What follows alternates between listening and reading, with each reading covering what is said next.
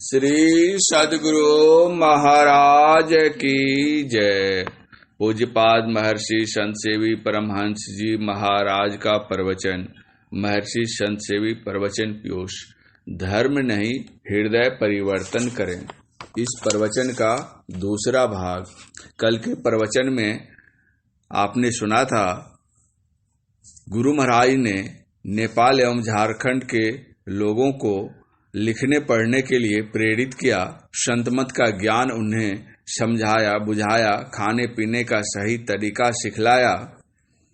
आज वहाँ के लोग भी भद्र जनों की भांति कपड़े पहनते हैं, विद्या अर्जन करते हैं, सात्विक आहार करते हैं तथा जीविकोपार्जन करते हुए सत्संग ध्यान भी करते हैं। अब आगे।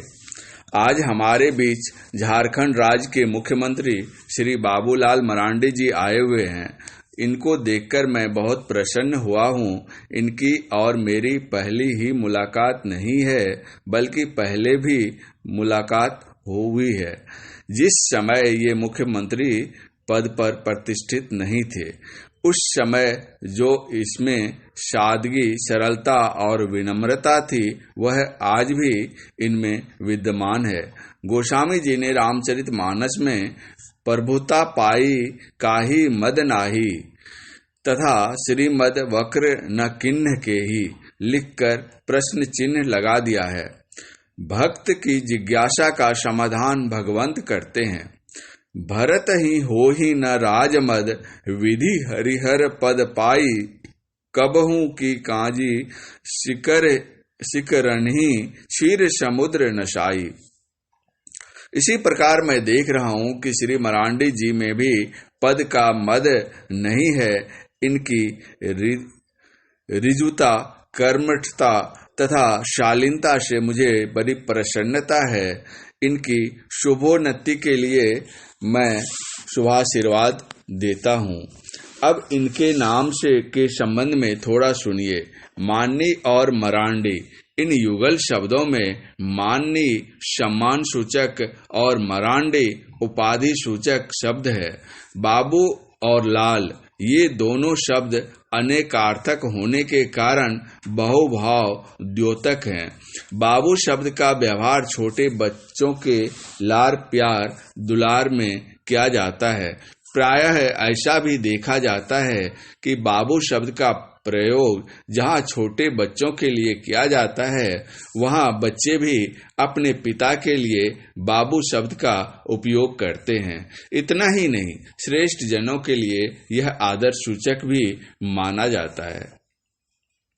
यदि हम बाबू शब्द को रूढ़ि संज्ञा की यौगिक और योग रूढ़ि संज्ञा में परिवर्तित कर सके तो इसकी व्यापकता और अधिक हो जाएगी।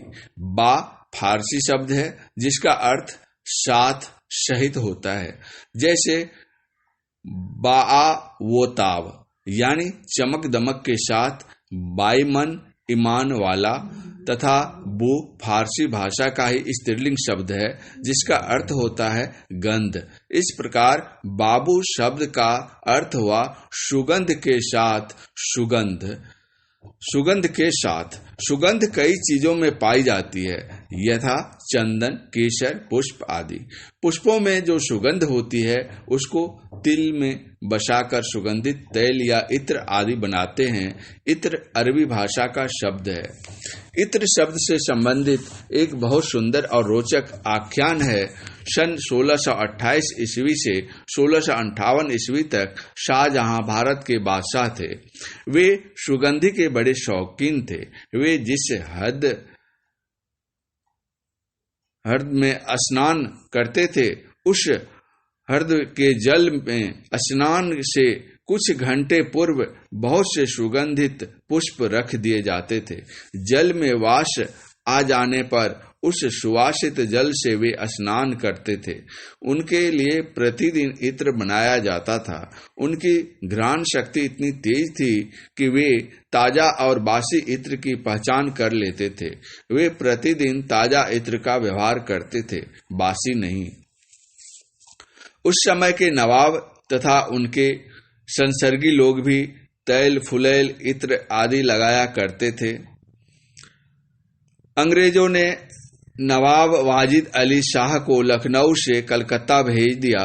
उनके संपर्क में आने वाले वहां के प्रतिष्ठित लोग भी सुगंधित द्रव्यों का उपयोग करने लगे। वे लोग अंग्रेज पदाधिकारियों से मिलने जाते तो सेंट लगाकर जाते। उस सुवास के कारण अंग्रेज लोग इन लोगों को बाबू शब्द से अभिहित करने लगे, जो कालांतर में एक आदर सूचक शब्द के रूप में परिणत होकर रूढ़ हो गया। जैसा कि आज भी अंग्रेजों की देन गुप्त शब्द का गुप्ता और मिश्र शब्द का मिश्रा शब्द प्रचलित है। इतना ही नहीं, इन शब्दों का प्रयोग करने में हम अपने को गौरवान्वित भी समझते हैं, जबकि इन शब्दों के अर्थ उत्तम नहीं हैं।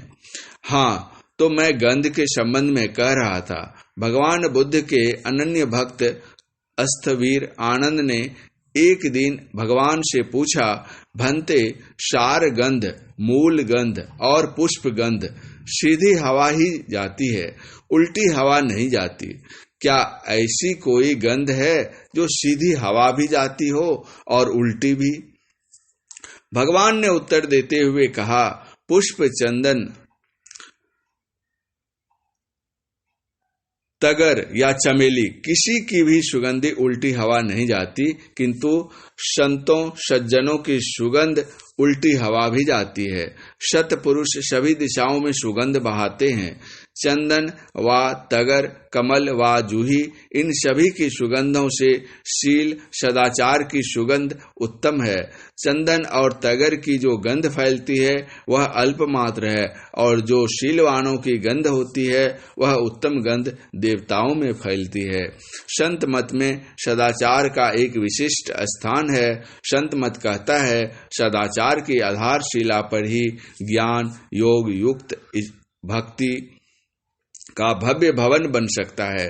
सदाचारहीन व्यक्ति सदा हीन और मलिन बना रहेगा, उसकी लोकोत्तर उन्नति नहीं हो सकती। If wealth is lost, nothing is lost. If health is lost, something is lost. If character is lost, everything is lost. अर्थात यदि संपत्ति नष्ट हुई तो कुछ नष्ट नहीं हुआ, यदि स्वास्थ्य नष्ट हुआ तो थोड़ी क्षति हुई, किंतु यदि चरित्र नष्ट हो गया तो सब नष्ट हो गया। जो सदाचार का पालन करते हैं, अर्थात झूठ नहीं बोलते, चोरी नहीं करते, नशीली किसी चीज का सेवन नहीं करते, हिंसा नहीं करते, व्यभिचार नहीं करते और एक ईश्वर पर विश्वास करते हैं, ऐसे पवित्र व्यक्ति ही संत सद्गुरु के बताए आंतरिक मार्ग पर चलकर ब्रह्म को प्राप्त करते हैं और ब्रह्मवत हो जाते हैं। सोई जानई जेहि देहु जनाई, जानत तुम्हई हो जाई। गोस्वामी तुलसीदास जी। बाबू के विषय में तो आप लोगों ने सुन लिया, अब लाल के संबंध में भी कुछ सुनिए। जैसे बाबू शब्द बहुव्यापक है, उसी भांति लाल शब्द भी बहु अर्थवाचक है। छोटे बच्चों को उसके माता पिता लाड़ प्यार करते हुए लाल शब्द का प्रयोग करते हैं। बचपन में बाल वर्ग की पाठ्य पुस्तक में मैंने एक कविता पढ़ी थी जो मुझे आज भी स्मरण है। प्रभात काल में एक माँ अपने सोए हुए बच्चे को लाल शब्द से संबोधित कर जगाती है, यथा, उठो लाल आँखों को खोलो, पानी लाई हूँ मुंह धो लो, जाग जग मगा उठा जगत सब, मेरे लाल जाग तू भी अब। संत प्रवर सूरदास जी के शब्दों में हम कह सकेंगे, जशुमती माया लाल अपने को शुभ दिन डोल झुलायो। इस लाल शब्द में माँ का कितना प्यार भरा है। कौन जानता था कि एक साधारण आदिवासी दंपति का लाल इतना कमाल करेगा कि वह भारत का लाल कहलाएगा और अपनी ज्ञान गरिमा से उजाड़ झारखंड को उजागर करेगा। लाल शब्द के अनेक अर्थों में एक अर्थ बहुमूल्य रत्न भी होता है। तीनों लोकों में जितने प्रकार के जितने भी लाल हों, उन सबको समेटकर यदि एकत्र किया जाए, फिर भी संत कबीर के लाल की तुलना में वह अत्यंत तुच्छ होगा, जैसे प्रभाकर प्रकाश के समक्ष जुगनू ज्योति। उनका कथन है, लाली मेरे लाल की जित देखूं तित लाल, लाली देखन मैं गई मैं भी हो गई लाल। तथा संत कबीर के विचार में कोई भी व्यक्ति कितना भी जागतिक लाल क्यों न पाले, फिर भी वह कंगाल ही बना रहेगा। लाल लाल जो सब कोई कहे, सब की गांठी लाल, गांठी खोली के परखे नाही, तासे भयो कंगाल।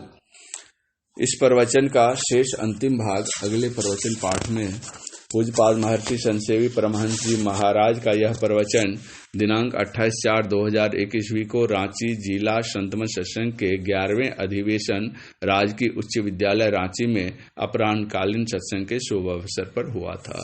श्री सद्गुरु महाराज की जय।